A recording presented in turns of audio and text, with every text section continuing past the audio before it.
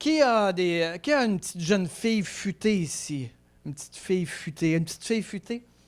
La petite fille futée, elle va voir son professeur d'école, puis elle dit, professeur, elle dit, est-ce qu'on peut être puni pour quelque chose qu'on n'a pas fait? Fait que là, la professeure a dit, ben non, tu sais, ça serait pas juste. Ah ouais, hein, ça serait pas juste, hein? Fait qu'elle a dit, ah, c'est parce que j'ai pas fait mes devoirs.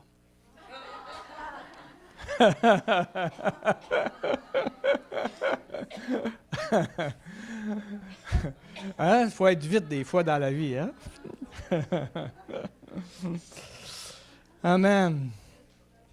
J'aimerais qu'on puisse... Moi, je crois vraiment qu'il y a un rendez-vous divin ce matin pour vous, puis que le Seigneur veut adresser quelque chose, mais on va faire une prière ensemble. On va peut-être juste fermer nos yeux, mettre la main sur votre cœur, puis de dire, Seigneur, Saint-Esprit, je te donne la permission d'aller dans n'importe où dans ma vie aujourd'hui. Je te donne la permission.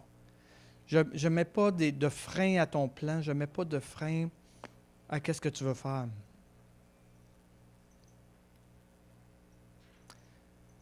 Saint-Esprit, je prie que tu viennes parler à chacun des cœurs, d'une façon ou d'une autre, encourager, exhorter, fortifier, convaincre. Le Saint-Esprit a une œuvre qu'il veut faire dans votre vie aujourd'hui. Seigneur, je prie que chacun de nous, on ne puisse pas juste entendre, mais qu'on puisse mettre en pratique. Qu'on soit une maison ce matin bâtie sur le roc. Qu'on mette en pratique ce que tu nous dis, Seigneur. Seigneur, ouvre les cœurs ce matin. Ouvre les cœurs ce matin. Prépare-nous à recevoir ce que tu as préparé pour chacun de nous. Je prie que chacune des personnes ici ce matin puisse ressortir avec quelque chose qui va transformer. On ne prie pas pour une information ce matin, on prie pour une transformation. Prie que nos cœurs soient différents. Seigneur, chacun est venu à l'Église ce matin avec une attente de recevoir de toi. Et Seigneur, je m'offre comme un vaisseau pour que tu puisses parler au cœur ce matin. Au nom de Jésus. Amen. Amen. Mon thème ce matin, c'est « Je ne suis pas assez ». Ça fait 30 ans que je fais de la relation d'aide. Et ce thème-là, de je ne suis pas assez. C'est pas pareil comme j'en fais pas assez. OK? J'en fais pas assez, c'est la culpabilité. Mais je ne suis pas assez, ça, c'est plus la honte, mon identité. Je ne suis pas assez. Et c'est quelque chose de plus profond. Et on a grandi dans une société de performance. C'est comme, faut performer à l'école, faut performer dans la famille, faut performer dans le couple, faut performer dans la société. Et où est-ce que je me sens assez? Est-ce que je suis assez en tant que conjointe? Est-ce que je suis assez pour mon boss? Est-ce que je suis assez pour mes amis? Est-ce que je suis assez pour me marier? Ah, je ne suis pas assez pour me marier. Je n'ai pas assez, moi, pour me marier. Est-ce que je suis assez? Et ça va jusqu'à, est-ce que je suis assez pour Dieu? Imaginez-vous l'impact. Je ne suis pas assez pour Dieu. Que l'impact que ça a. Que quand Dieu me regarde, Benoît, ah, c'est beau là, tu as fait beaucoup de belles choses, mais c'est pas assez, tu n'es pas assez. Il manque quelque chose. Pas assez comme pasteur, pas assez comme ouvrier, comme chanteur, peu importe ce que vous faites dans vos dons, je ne suis pas assez. Et on grandit dans un contexte de performance, d'ultra-performance. Et c'est quoi la ligne pour avoir atteint, avoir atteint la bonne chose? Fait que, on va regarder Scanlon. On va regarder si ça marche, cette affaire-là. Oui, ça marche.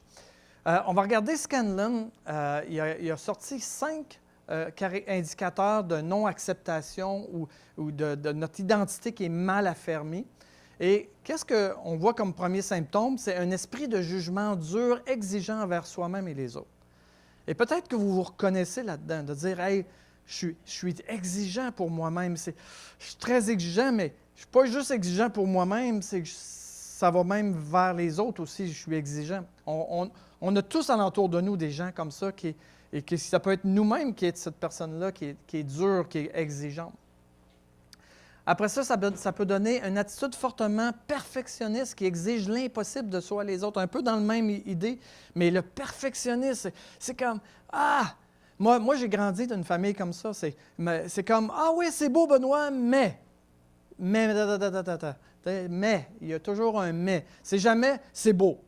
C'est correct. Bon, enfin, j'ai atteint quelque chose. C'est correct. Tout le monde est content. Ah, c'est beau, mais. Il y a toujours un « mais ». Troisièmement, une forte prédisposition à craindre les événements futurs. Les gens qui ne sont pas affermis dans leur identité, à l'acceptation, ils craignent le futur, sont toujours dans l'anxiété. C'est anxiogène. Leur vie est dans l'anxiété. Quatrièmement, un sentiment de solitude et d'abandon chaque fois qu'il y a une décision à prendre. Il arrive à vouloir se marier, à acheter une maison, acheter une auto, ou peu importe, de dire « Ah, je me sens tout seul, je me sens abandonné. » Pourquoi? Parce que l'esprit d'orphelin est là, dans leur cœur. Et l'obsession de sa propre culpabilité est une violente tendance à lutter pour conquérir les situations et le succès. Des gens qui... Vous avez sûrement vu ça, des gens où vous êtes même... c'est quoi le succès? Quand est-ce que je vais arriver au succès? Quand est-ce que je vais atteindre l'objectif vraiment de la vraie affaire? Et savez-vous qu'est-ce qui arrive? C'est que si on trace la ligne ici, on dit, si j'atteins cette ligne-là, et que là, je dois être content. Et là, j'arrive à cette ligne-là, et que là, je ne suis pas satisfait, puis je ne suis pas assez encore. Qu'est-ce qui va arriver? C'est que la ligne, elle va monter. Et là, on va travailler à ce qu'atteindre la nouvelle ligne. Et là, quand on arrive à la nouvelle ligne, c'est pas encore assez. Qu'est-ce qu'on fait? On monte la ligne. Et à un moment donné, là, ça devient plus vivable. Là. Ça devient trop. Là. Ça devient vraiment trop parce que quand est-ce que je peux juste relaxer?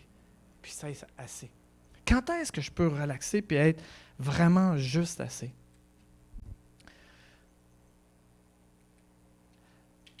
Nous ne serons jamais capables d'être assez pour les autres, Dieu et nous-mêmes par nos forces.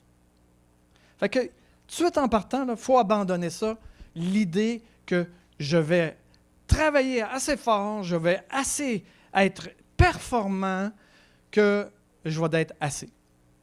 Il faut oublier ça. OK? Il faut vraiment oublier cette idée-là. C'est pas... La clé, là, n'est pas là. Fait qu'aujourd'hui, on va travailler complètement ailleurs. Ce n'est pas par notre performance qu'on va arriver. Et moi, mon témoignage est vraiment un exemple de ça. Moi, toute mon enfance, j'étais pas bon en français, en maths, en éducation physique, en arts plastiques, en musique. Il n'y avait aucune matière que j'étais bon. Fait que moi, souvent, ceux qui ne sont pas bons académiquement, ils performent dans le sport. Mais moi, dans le sport, j'étais choisi le dernier, mais le dernier, chouette de te prendre, hein, ouais. T'sais, moi, c'était ça, là, le dernier, là, j'avais peur du ballon, moi. Fait que, en art plastique, nous autres, on appelait ça comme ça dans le temps, c'était faire des dessins, puis tout ça. J'étais pas bon non plus parce que je n'étais pas capable d'apprendre mes couleurs. Fait que moi, jusqu'en secondaire 3, moi, j'étais le soir, puis prenais les crayons, puis j'essayais d'apprendre mes couleurs. Et puis là, j'étais rendu en 6e année, puis je regardais les maternelles qui savaient leurs couleurs. Puis là, je disais, hey, je suis vraiment tata, moi. Je suis rendu en 6e année, je ne sais pas mes couleurs.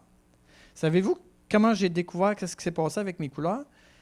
C'est que je voulais devenir électricien, puis là, je ne savais pas mes couleurs. Et là, je vais voir le prof d'électricité, puis j'ai dit, j'aimerais ça, moi, être électricien, mais je ne suis pas capable d'apprendre mes couleurs. Il dit, comment ça, tu n'es pas capable d'apprendre tes couleurs? Il me fait venir dans son bureau, puis il me fait passer un petit test de daltonien. Et il dit, tu es daltonien, tu ne pourras jamais apprendre tes couleurs. Jusqu'en secondaire 3, je pensais que j'étais vraiment pas intelligent, là. Fait que j'avais des troubles d'apprentissage non diagnostiqués. J'avais troubles de daltonisme non diagnostiqués. Ça faisait que dans toutes mes matières, je n'étais jamais assez. En plus, avec des parents, que quand je faisais quelque chose, il y avait la petite phrase « Ah, c'est beau ». Il y avait « Ah, c'est bon, c'est correct ». Ça, c'était le positif que je pouvais avoir. Mais il y avait tout après le critique. « Ah, mais t'aurais pu faire ça, pourquoi tu fais ça de même, natata. » Il y avait tout. Fait que moi, j'ai grandi avec l'idée que on n'est pas assez, on n'est jamais assez, c'est jamais satisfaisant. Fait que qu'est-ce que je faisais, c'est que je montais la barre, puis je disais, bien, à un moment donné, mes parents ils vont dire que c'est assez. C'est jamais arrivé. C'est jamais arrivé. Donc, qu'est-ce que ça a développé en dedans de moi? Ça a développé qu'avec les années, j'ai développé du perfectionnisme. Et là, quand je suis arrivé à l'église à 18 ans, qu'est-ce que vous pensez qui est arrivé? Fait que là, ils m'ont dit, « Benoît, on aimerait ça que tu sois responsable de la jeunesse. Ah, Benoît, on aimerait ça que tu conduises les champs. Benoît, on aimerait ça que tu t'occupes du... » Moi, je travaillais dans l'éclairage puis dans le show business, fait que je connaissais le son. On voudrait que tu t'occupes du son. Il y a des choses à réparer dans l'Église. L'éducation chrétienne. J'étais partout dans l'Église. Partout dans l'Église, je disais oui à tout le monde parce que je voulais plaire. Je voulais performer. 24 ans, je me tape un burn-out. J'étais juste plus capable. Je faisais des cours bibliques là-dedans. Je m'occupais de l'éducation chrétienne. J'allais au cégep. Après ça, j'étais à l'université. Mais c'était tout le temps. Jusqu'à temps que là, j'ai dû aller en thérapie. J'ai dû faire quelque chose parce que c'était plus viable, là. Et on va regarder aujourd'hui un personnage dans la Bible que vous connaissez bien. Je ne sais pas si vous avez déjà entendu le nom de Moïse. Mais Moïse a eu un appel. Après son 40 ans avec Jéthro, son beau-père, il y a un buisson qui brûle et Dieu lui parle. C'est quand même intéressant, hein, que Dieu parle à travers un buisson. Mais Moïse, comment il a réagi à l'appel de Dieu? Est-ce que Moïse a répondu à l'appel de Dieu? Ben oui, let's go, on y va.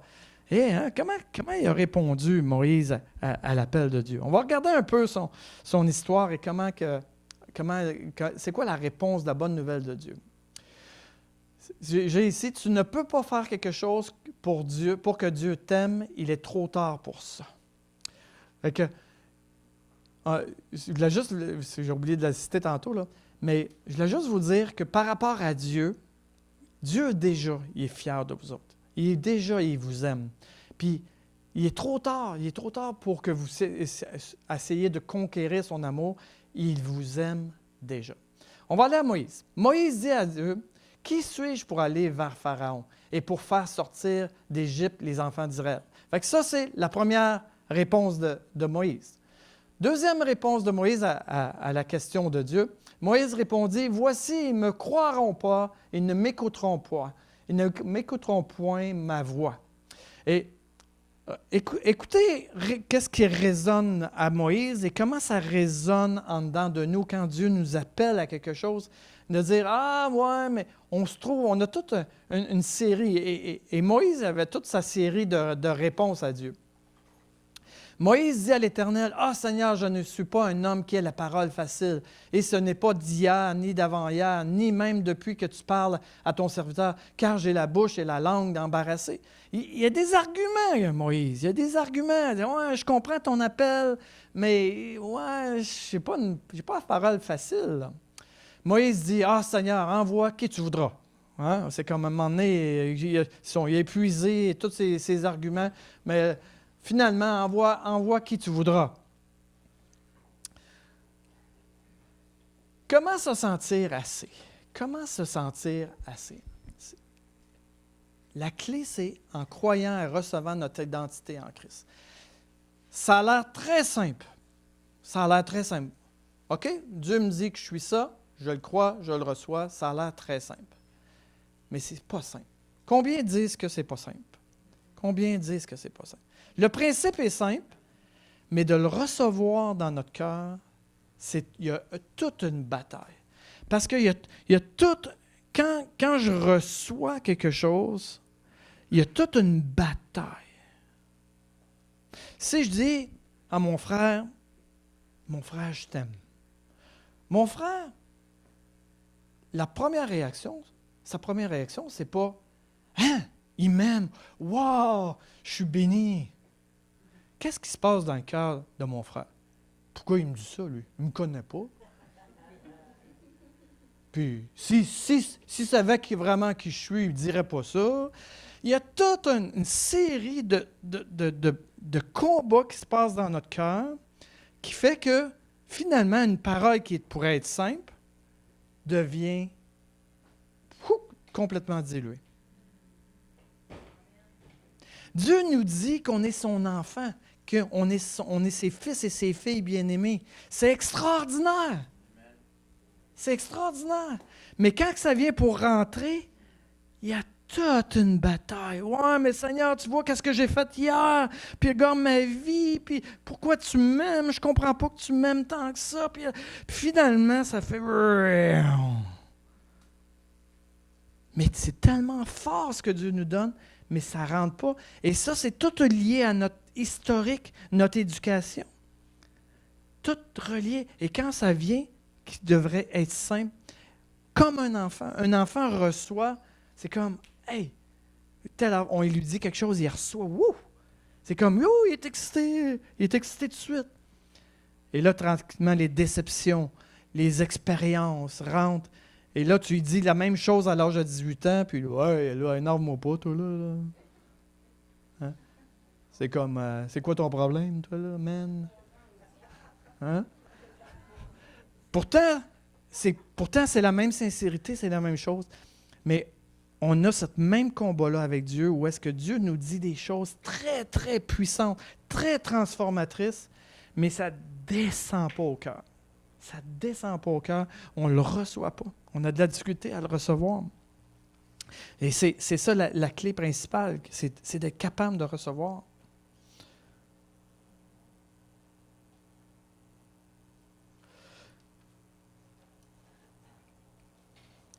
Paul avait compris ce principe-là, puis il le vivait pleinement. On va regarder un peu les paroles de Paul. Il dit, « En réalité, c'est nous qui sommes circoncis de la vraie circoncision, puisque nous rendons notre culte à Dieu par son Esprit et que nous mettons toute notre fierté en Jésus-Christ au lieu de placer notre confiance dans ce que l'homme produit par lui-même. » Il dit quoi? Il dit, Paul avait saisi que ça n'a rien à voir avec Benoît, ses capacités, ses dons, ses échecs, ses réussites.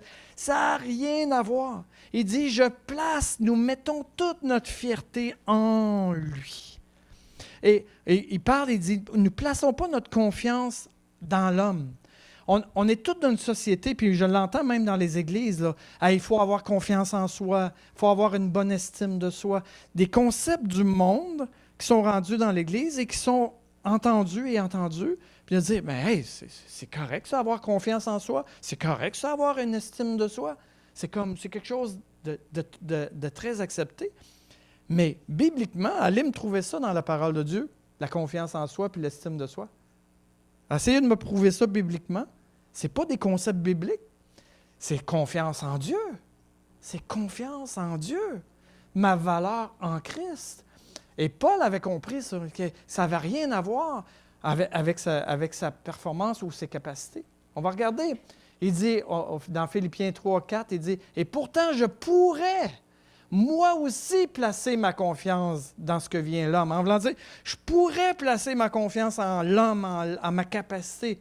Si quelqu'un croit pouvoir se confier en ce que vient de l'homme, je le puis bien davantage. J'ai été circoncis le 8e jour. Je suis israélite de naissance, de la tribu de Benjamin, de pur sang hébreu. Pour ce qui concerne le respect de la loi, je faisais partie des pharisiens.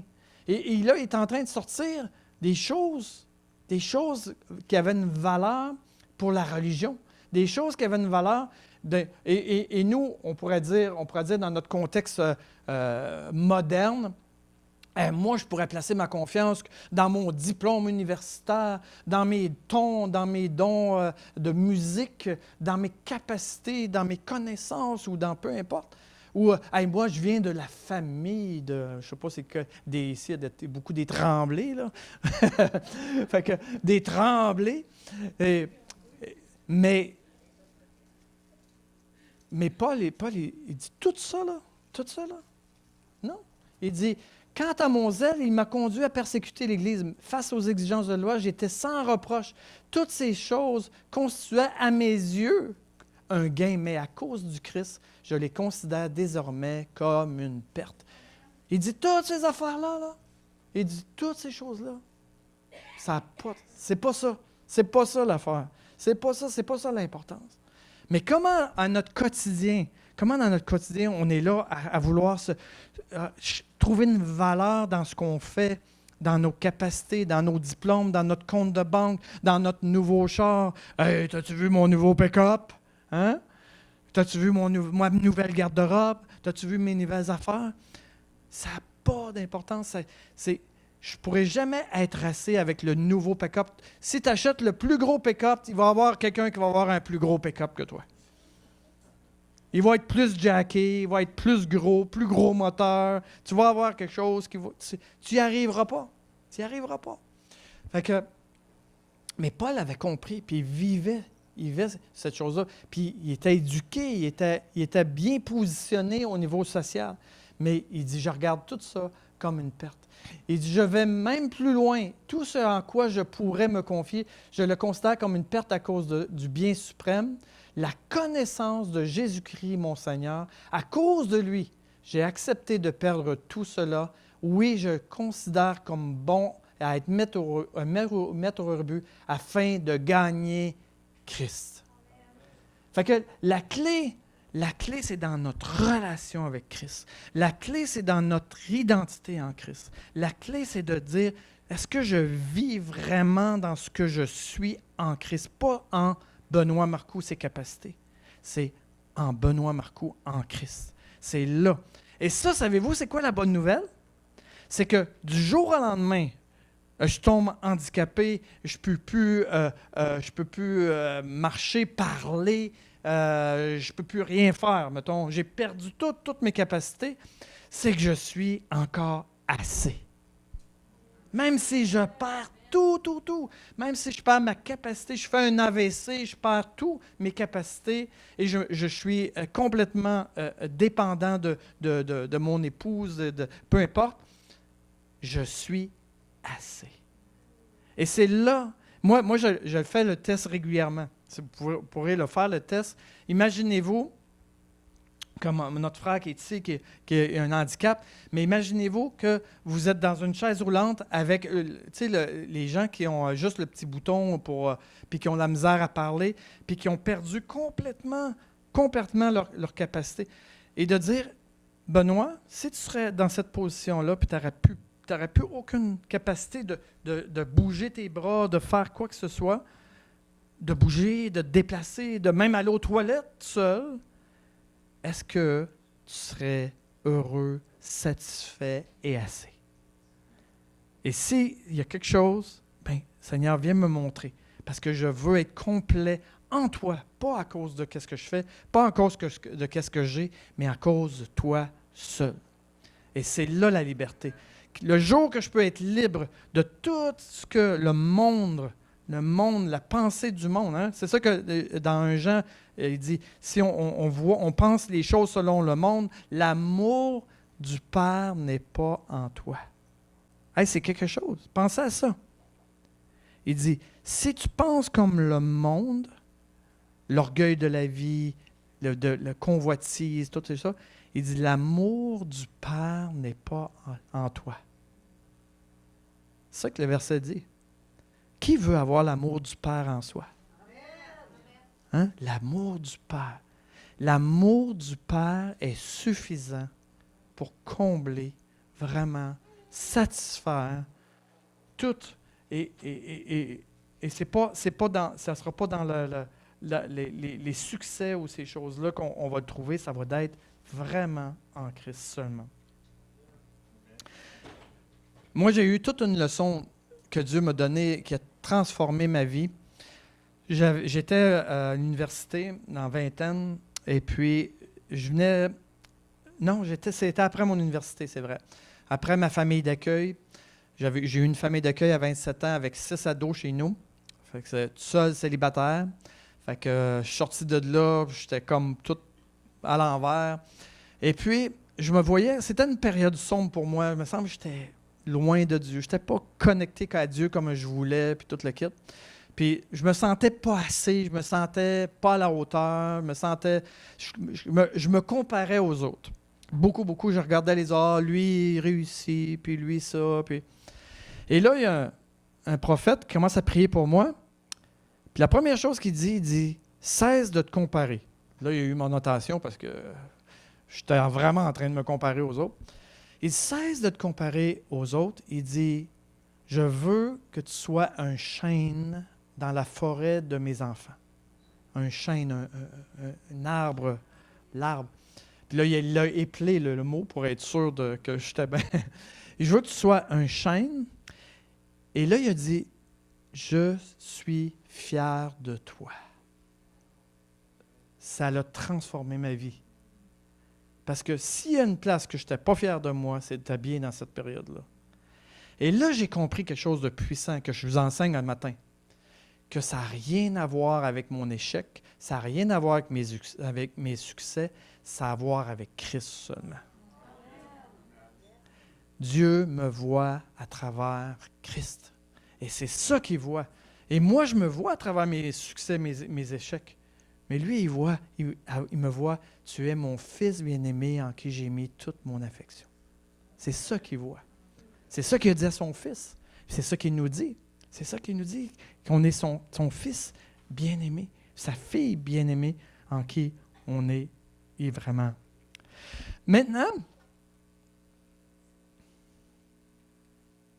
on a vu que Paul, son statut social, son origine, sa famille, tout ça, il dit, qu'est-ce qui est important pour lui, c'est d'être trouvé en Christ. Maintenant, regardons les réponses de Dieu à toutes les argumentations. On les a vues, les argumentations de Moïse tantôt. Je ne suis pas assez ci, ils ne m'écouteront pas, Fait que la première de Moïse, c'est « Qui suis-je? » OK?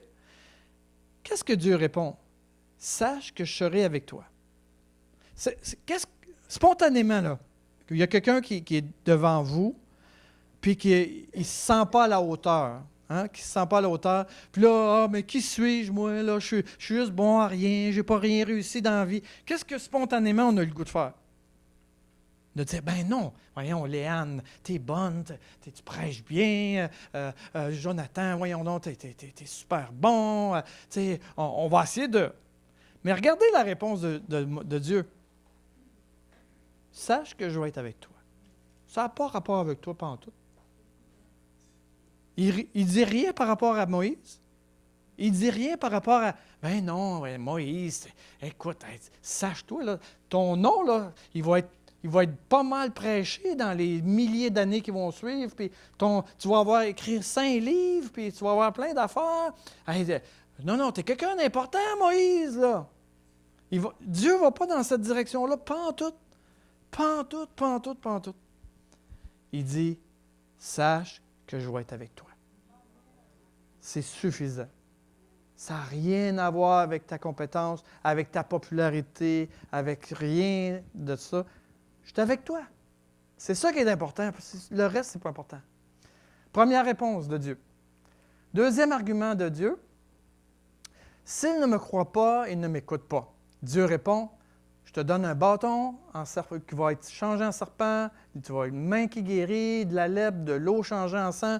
Je vais te donner, moi, des signes que tu vas manifester ma puissance à travers toi. Encore une fois, ça n'a rien à voir avec Moïse. Ça n'a rien à voir avec Moïse. Ça a à voir avec la gloire de Dieu. C'est Dieu le centre de l'histoire. On aime ça être le centre de l'histoire. Hein? Je suis sûr que le Lac-Saint-Jean, vous êtes le centre du Québec. C'est sûr. C'est la place la plus importante. C'est sûr. Hein? Vous êtes l'église la plus importante. Vous êtes l'église la plus importante du Lac-Saint-Jean. C'est sûr. C'est sûr. Vous êtes la meilleure. On aime ça. On aime être au centre. On aime être au centre de l'affaire. Mais Oui!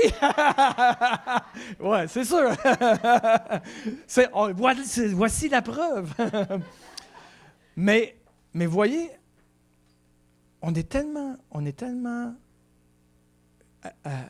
notre ego est tellement fort que dans l'histoire, on aime ça être le personnage principal. Mais le personnage principal de toute l'histoire de Dieu, c'est Dieu. Je veux juste vous dire que c'est lui le personnage principal. Troisième chose de Moïse, je n'ai pas la parole facile. Qu'est-ce que Dieu répond? Qui a doté l'homme d'une bouche? Hein?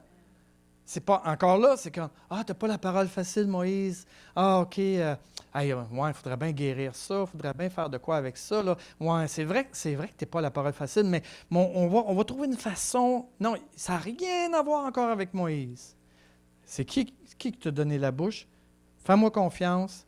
Puis si tu me fais confiance, garde bien ce qui va se passer. Ça n'a rien à voir que tu bégayes pas, que tu sois facilement un bon prédicateur ou pas, ça n'a rien à voir. C'est moi, je suis là. C'est moi la réponse. Troisième, envoie que tu voudras.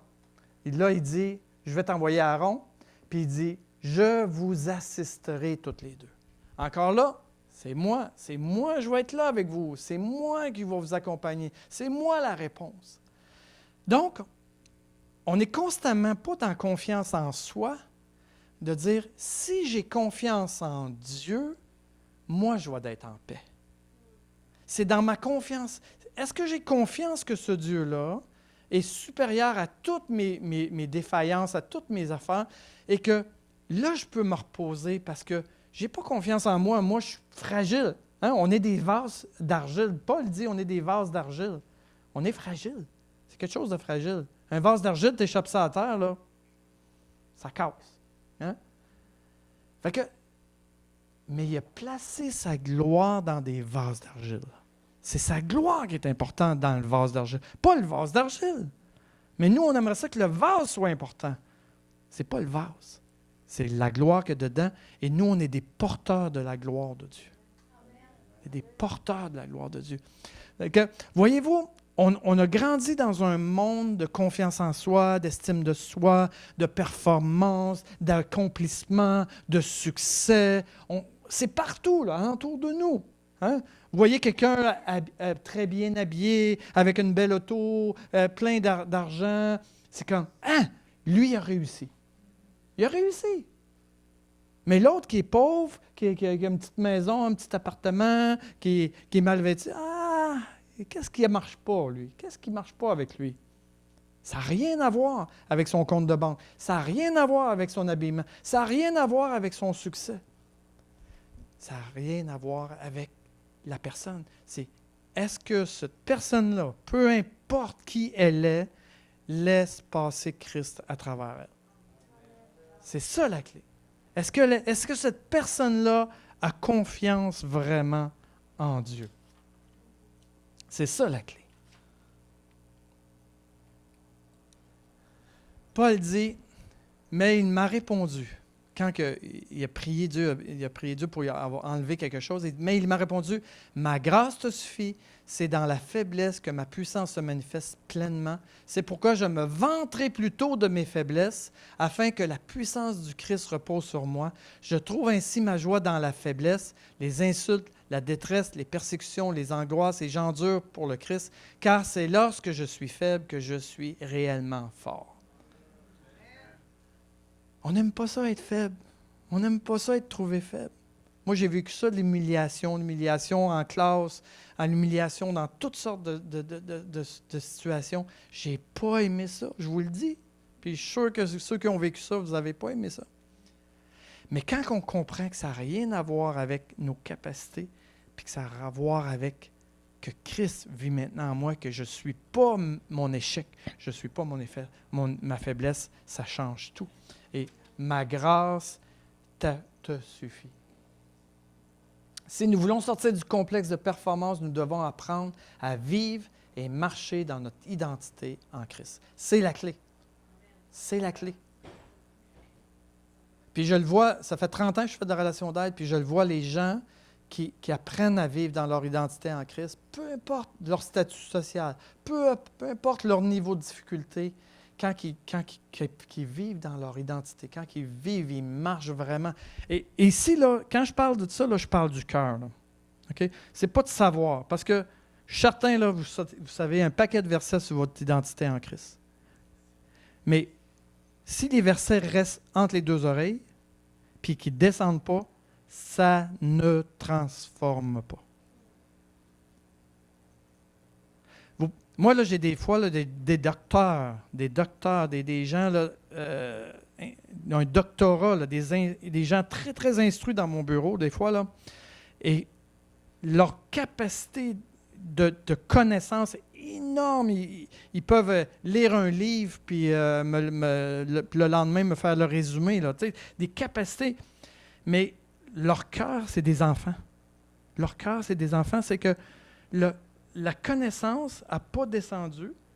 Et quand tu prends le cœur de cet homme-là ou de cette femme-là qui est instruit et qui est en contact avec son conjoint ou sa conjointe, c'est l'enfant immature qui est ici, qui interagit. Pas la connaissance. C'est l'enfant qui n'est pas adopté, l'enfant qui n'est pas à aimer du Papa Céleste.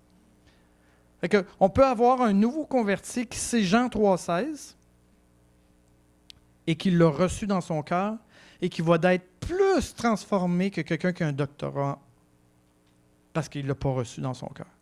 Fait que ce n'est pas la quantité de choses que je sais, c'est la capacité à recevoir dans mon cœur. La capacité à ce que ça descende dans mon cœur. Fait que si je dis à mon frère, je t'aime, et qu'il l'accepte par la foi et qu'il le reçoit dans son cœur, ça va avoir un effet. Mais si ça passe à travers tous ces filtres, ouais, la dernière personne qui me dit qu'il m'aimait, il m'a rejeté, il m'a abandonné, moi je ne veux rien savoir de ton amour. Comprenez?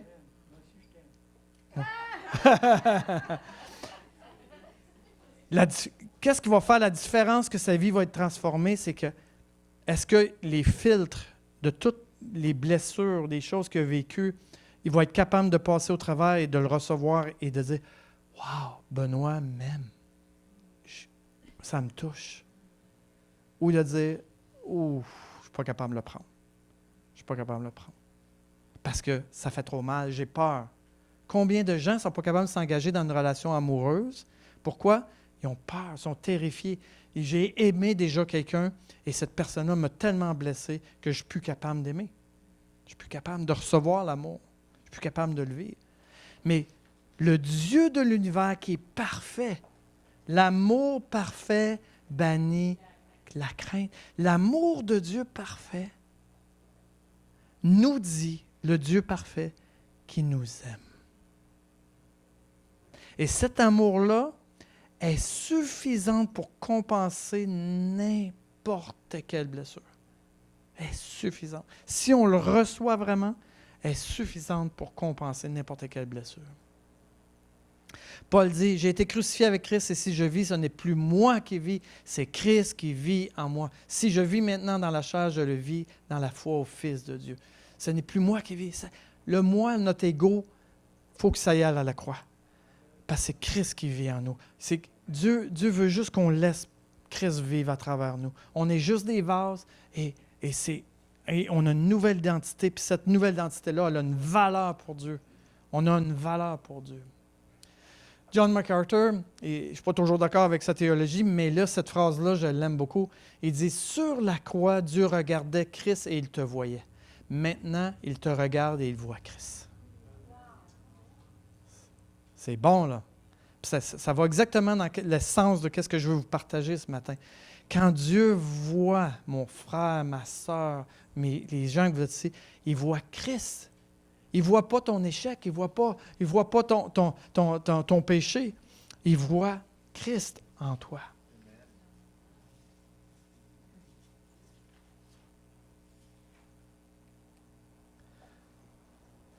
Fait que notre capacité à recevoir, ça, ce verset-là, je l'utilise beaucoup, beaucoup.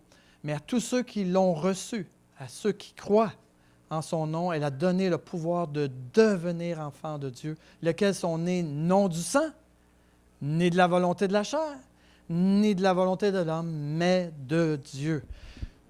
Si tu es né de nouveau, si tu es né du Seigneur, c'est quelque chose de spirituel. Ça n'a rien à voir avec ta performance, ça n'a rien à voir avec ta capacité. C'est tout est en Dieu. Donc, la puissance est d'en recevoir et croire. J'entends quelque chose. Vous faites l'expérience avec la parole de Dieu. Parce que vous pouvez lire un chapitre, 2 chapitres dans votre Bible, puis de dire, ah bon, j'ai lu mes 2 chapitres, puis je ferme ça. Mais si vous prenez votre Bible, puis de dire, Seigneur, je me positionne en croire et recevoir. Je lis et je me positionne en dire, Seigneur, je veux croire et recevoir ce qu'il y a là. Et peut-être d'en prendre une plus petite portion, mais de dire, Seigneur, donne-moi la grâce de croire et recevoir. On n'est pas dans la performance ici, là. Voyez-vous? Croire et recevoir, c'est-tu quelque chose de performance? Non. C'est pas quelque chose. Là, si tu pries beaucoup, si tu jeûnes et si tu lis ta Bible 10 chapitres par jour, si tu fais ça, si tu sers dans l'Église, si tu donnes 90% de ta dîme, si tu fais... Non, on n'est pas là. On est dans croire, recevoir. Croire, recevoir. Et qu'est-ce qu'on fait? Ça, nous devenons. Croire, recevoir, devenir. Et regardez dans le Nouveau Testament, là, ce rythme-là dans la Bible est constamment croire, recevoir avec un effet. Croire, recevoir avec un effet. Ici, c'est devenir, mais c'est constamment comme ça. Le juste vivra par la foi. C'est la foi de recevoir ce que Dieu nous... On a besoin d'apprendre à recevoir. Recevoir. Besoin d'apprendre à recevoir. Quoi faire? Se repentir d'avoir mis notre confiance en soi. Okay? Puis se repentir, souvent, quand on dit le mot repentir, ça fait comme je me tape sa tête, puis t'es donc bien pourri, Benoît, t'as pas l'allure. Non, c'est pas dans ce sens-là. Se repentir, c'est que je m'en allais dans une direction, j'avais confiance dans mes forces, j'avais confiance dans ma volonté, et je me tourne de bord. Je mets ma confiance maintenant en Dieu. Je change de direction. C'est ça, repentir. C'est, Seigneur, j'arrête de mettre ma confiance dans mes performances ou dans mes échecs. C'est comme, ah, mais là, Benoît, si tu savais mon histoire puis tous les échecs, ça n'a aucune importance le nombre de tes échecs. Ça n'a aucune importance le niveau de péché ou ce que tu as été. Ah, mais si tu savais le niveau de péché. J'avais une dame dans mon bureau, 70 ans. Elle s'est mariée à 21 ans. Je ne sais pas si j'ai déjà compté ici, là, je ne sais pas qui que je compte quoi, là, mais, mais j'ai à cœur de vous le si vous l'avez déjà entendu, ben, peut-être que vous ne l'avez pas, en tout cas, peu importe. Et cette dame-là, ça c'est dernièrement cette année, la dame de 70 ans se méprisait, elle se laissait même mépriser par son mari. Son mari la traitait comme en dessous du tapis, comme un déchet, puis là, j'ai dit, il y a une raison pourquoi cette dame-là se laisse traiter comme ça, puis pourquoi elle se méprise autant que ça. Et là, elle a 70 ans. Elle s'est mariée à 21 ans. Et là, après une couple de séances, elle me dit, je vais te dire un secret que j'ai jamais dit à personne. Jamais, jamais. À un ami, à personne. Elle dit, je veux sortir ce secret-là. Elle dit, quand je me suis mariée, la première année, j'ai commis un adultère. Elle dit, depuis cette journée-là, 3-4 fois par semaine, je me tape sa tête et je me laisse mépriser par mon mari parce que je suis coupable, parce que j'ai fait quelque chose de mal. Elle ne s'était jamais pardonnée. Elle a 70 ans. Elle a souffert toute sa vie. Et là, je l'ai emmenée dans le pardon. Elle s'est pardonnée. Cette femme-là, je l'ai revue la semaine d'après. C'était plus la même femme, là. Elle dit, je criais dans mon auto. J'étais libéré. Elle dit, j'ai porté quelque chose toutes ces années-là, alors que je pouvais être libéré. C'est fou, là. Et ça, là, des premières fois que j'en parle dans mon bureau, là, j'en ai souvent, là. Puis des affaires qui ont traîné des années de temps, là. Mais c'est ça, la personne vivait en fonction de son erreur, vivait en fonction de son échec, et non en fonction de sa nouvelle identité en Christ. Puis toute sa vie était chrétienne, là.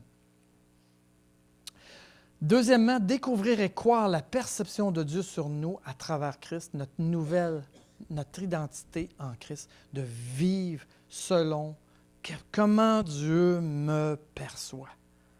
Pas selon ce que moi je me perçois, mais comment Dieu, lui, me perçoit. Et c'est fou, là. Je vous dis, là, je dis ça souvent aux gens, là, si je pouvais emmener William, mettons, emmener William au ciel pendant une demi-heure et que William pourrait entendre ce que Dieu, Jésus dit de William, William, là, il serait transformé à jamais. Parce que on est tellement loin dans notre façon que nous, on se perçoit comparativement à comment Dieu nous perçoit à travers Christ. Et comme je vous dis, ça n'a rien à voir à travers de si je suis bon prédicateur, ou je suis bon musicien, ou bon n'importe quoi. Ça n'a rien à voir. C'est à cause de Christ. Et c'est là qu'il faut aller. Mettre notre confiance en lui seul. Hein? Trouvez-moi des versets. Si vous en trouvez un verset, là, ayez confiance en soi, là, me l'enverrez. Mettez, ayez confiance en moi. Ayez confiance en moi. Ayez confiance en moi. Crois en moi. C'est toujours ça. Ça n'a rien à voir avec nous. Et obéir à sa parole. Je partageais avec Alain et Caroline hier comment ça a été une clé dans ma vie, l'obéissance. Moi, j'avais toutes sortes de phobies sociales, j'avais toutes sortes de complexes, toutes sortes de choses. Mais il y a une chose qui était importante pour moi, c'était d'obéir. Et à travers l'obéissance, Dieu m'a transformé.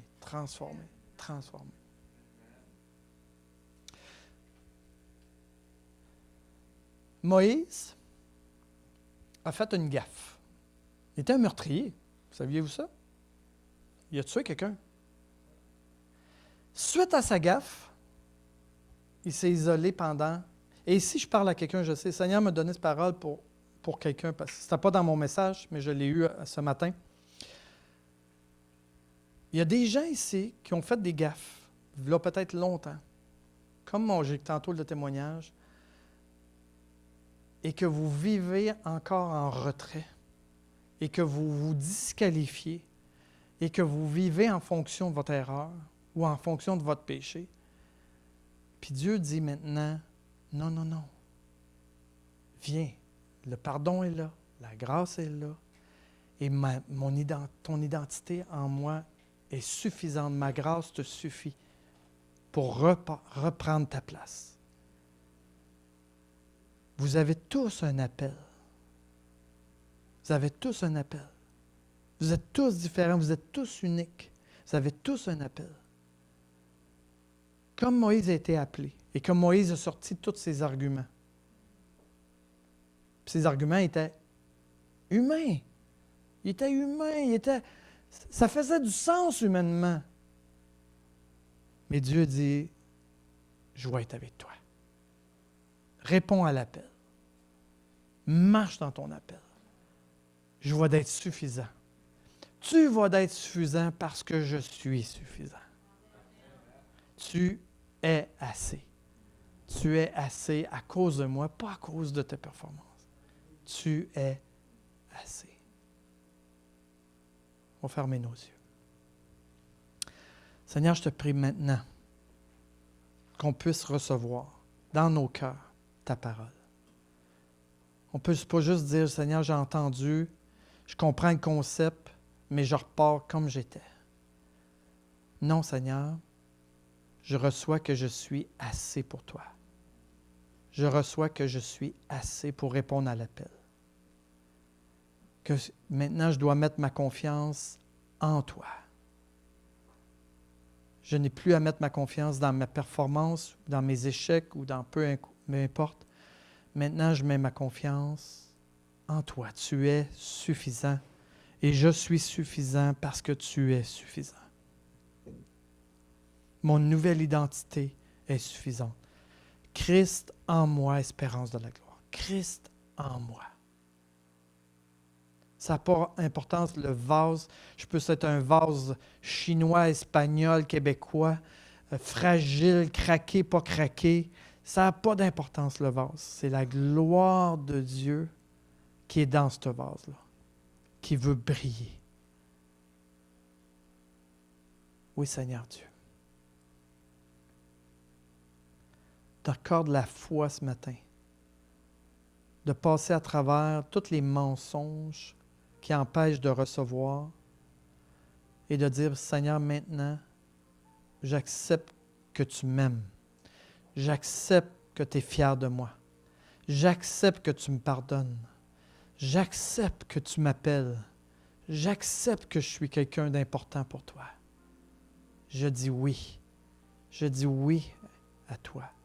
Je ne fais pas comme Moïse de sortir 1000 arguments et je dis, je réponds à l'appel.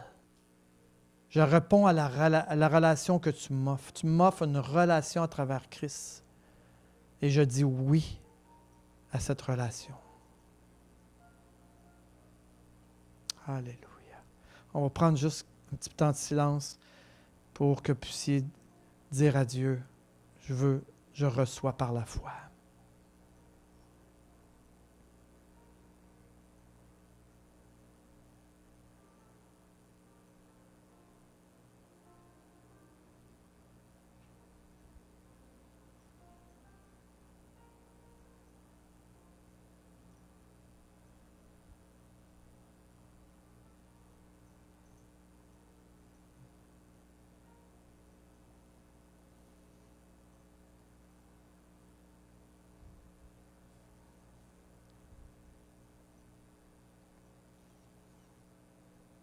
Merci Seigneur de l'œuvre que tu fais ce matin. Merci Seigneur qu'on peut sortir d'ici léger, pardonné, aimé. Seigneur, parce que tout est accompli. Tout est accompli. Je n'ai plus besoin de performer pour plaire. Je n'ai plus besoin de performer pour être aimé, pour être assez, parce que tout est accompli. Je rentre dans ton repos. Je rentre dans ton repos. Je me laisse aimer. Je me laisse aimer par toi. Au nom de Jésus. Amen. Amen. Est-ce que, chérie, tu avais une parole, que tu voulais rajouter quelque chose? Oui. Oui.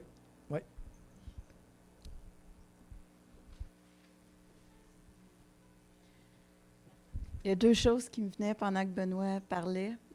Puis, je voyais juste tout simplement au-dessus de vos têtes comme des canals. Puis je voyais comme si, au fur et à mesure que vous ouvriez la porte pour que sa parole descende, ça vous remplissait. Puis je voyais comme des blocages, mais que les blocages étaient retirés. Puis je voyais que plusieurs. Puis quand on enlève le blocage qui est là, puis souvent les blocages, c'est des mensonges, c'est des fausses vérités qu'on a acceptées comme étant la vérité. Puis on vit en fonction de cette fausse vérité-là. Puis ce mensonge-là, quand on le retire, ça descend. Puis plus que ça descend, c'est pas comme fini, ça continue de couler et ça continue. Puis d'adresser ces blocages-là comme des mensonges et de les confronter avec la vérité de Dieu. Je crois que c'est un petit peu ce que je vois qui est en train de se passer dans les cœurs. Puis je vous encourage, si vous ne le voyez pas aussi, parce qu'une vérité, un mensonge qu'on croit, on croit que c'est la vérité.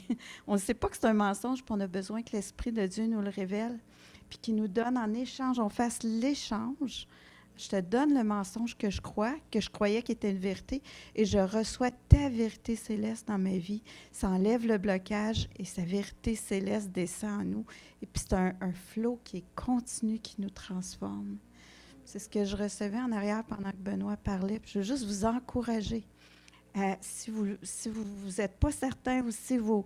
Des fois, moi, je le fais régulièrement. Seigneur, est-ce qu'il y a un mensonge qui est rentré? Est-ce que je suis en train de vivre une fausse vérité pensant que c'est la vérité? Révèle-moi. Puis Dieu est fidèle. quand on lui donne accès, il se pointe, il montre. Puis c'est pas par mauvaise volonté ou parce qu'on est des personnes endurcies, c'est que des fois, on le voit pas. Puis Dieu, il ouvre nos yeux. Je veux juste vous encourager avec ça ce matin. Amen.